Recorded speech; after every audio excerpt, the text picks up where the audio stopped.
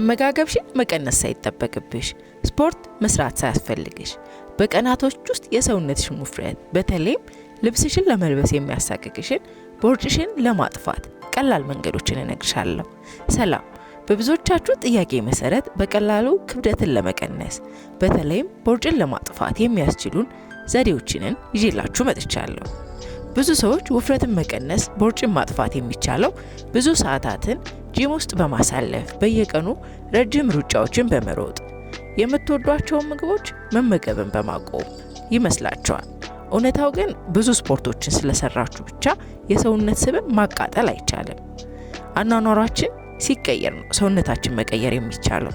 ዛሬ የሰውነታችን ውፍረት በተለይም ቦርጫችንን ያለምንም ስፖርት ያለምንም ዳይት የየቀን አኗኗራችንን በመቀየር ብቻ በእርግጠኝነት በሳምንታት ውስጥ ልዩነትን ማየት የምንችልባቸውን ዘዴዎች እናያለን። አንደኛ፣ ከሁሉም በፊት የመኝታ ወይም የእንቅልፍ ሰዓትን ማስተካከል። በቀን ውስጥ ከ7 ሰዓት በታች የምትተኝ ከሆነ አንቺ ሰውነትሽን ቦርጭ እንዲያመጣ እያዘዝሽው እንደሆነ ነው። ሰውነታችን በቂ እንቅልፍን ካላገኘ ሰውነታችን ውስጥ ኮርቲሶል የተባለ ሆርሞንን ወይም የጭንቀት ሆርሞንን ይጨምራል። ይህም የኢንሱሊን ሴንሲቲቪቲ ድሮፕ ያደርገዋል ወይም ይቀንሰዋል። ሰውነታችን ስብን ያከማቻል፣ በተለይም ሆዳችን አካባቢ። የተስተካከለ አመጋገብና እንቅስቃሴ ቢኖራችሁ እንኳን የተዛባ እንቅልፍ ሰዓት የቦርጭ ምክንያት ሊሆንባችሁ ይችላል። ቦርጭሽን ማጥፋት የምትፈልጊ ከሆነ የተስተካከለ የሰውነት ቅርጽን የምትፈልጊ ከሆነ በቀን ውስጥ በቂ እንቅልፍን ቢያንስ እንኳን ከ8 እስከ 9 ሰዓት ያክል እንቅልፍን ማግኘት፣ ሁልጊዜም በተመሳሳይ የእንቅልፍ ሰዓት መተኛትና መነሳት። የተስተካከለ የእንቅልፍ ሰዓት የተስተካከለ የሰውነት ቅርጽ ሚስጥር ነው። ሁለተኛ፣ በምግብ መደበር። ቀላል የሚመስለን ነገር ግን ትልቁና ዋነኛው ችግራችን ነው። የሚያስፈልገን ዳይት ሳይሆን በምግቦቻችን መካከል እረፍት ነው። ስናክን በተመገባችሁ ቁጥር የኢንሱሊን መጠናችሁ ይጨምራል። የኢንሱሊን መጠን ከፍተኛ ከሆነ ደግሞ ሰውነታችን ስብን ማቃጠል አይችልም። በየሰዓቱ የምትመገቡ ከሆነ ሰውነታችሁ ፋት በርኒንግ ሞድ ወይ ደግሞ ስብን የማቃጠል ጊዜ አይኖረውም። ስብን ማቃጠል የማይችልበት ሁኔታ ላይ ይደርሳል ማለት ነው። ለዚህም ነው ቦርጫችሁ እልህ አስጨራሽ የሚሆነው። በየሰዓቱ መክሰስን ወይም ስናክን ከመመገብ ይልቅ የተስተካከለ አመጋገብ ስርዓትን መከተል፣ ሁልጊዜም ሰውነታችሁ ልምድ እንዲያደርገው የተስተካከለ የአመጋገብ ሰዓትን መከተል። ይህ ዘዴ በመጠቀም ብቻ ቦርጫችሁ ላይ በቀናት ውስጥ ትልቅ ልዩነትን ማየት ትችላላችሁ። አጠቃላይ የሰውነታችሁ መጠን ወይም ውፍረታችሁ እየቀነሰ ሲመጣ ማስተዋል ትጀምራላችሁ። ሶስተኛ፣ ጭንቀትን መቀነስ። ቦርጭን ስሜታዊው ስብ ብለው ይጠሩታል። የጭንቀት ስብ። ስትጨነቁ ሰውነታችሁ አደጋ ውስጥ እንዳለ ይሰማዋል። በዚህም ጊዜ ስብን ራሱን ለመጠበቅ ሲል ማከማቸት ይጀምራል። ይህንንም ለመቀነስ የተረጋጋ ወክን ማድረግ፣ ጭንቀትን የሚቀንሱላችሁን ተግባሮች ማድረግ። ከነዚህም መካከል እንደየእምነታችሁ ጸሎትን ማድረግ፣ ስትመገቡ በዝግታ መመገብ። የተረጋጋ ሰውነት የሰውነት ስብን በአግባቡ የማቃጠል አቅም አለው። አራተኛ፣ እርምጃን እንደ ስፖርት መቁጠር አቆሙ። ምክንያቱም እርምጃዎችን ማድረግ ሰው መሆን እንደመቻል ነው።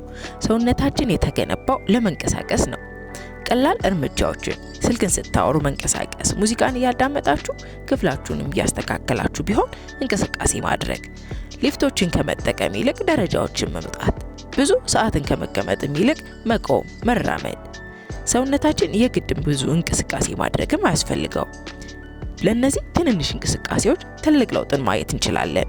ምክንያቱም እነዚህ ቀስ ያሉ የሚመስሉን እንቅስቃሴዎች ኢንሱሊንና ኮርቲሶል የተባሉትን ሆርሞኖች የመቀነስ አቅም አላቸው።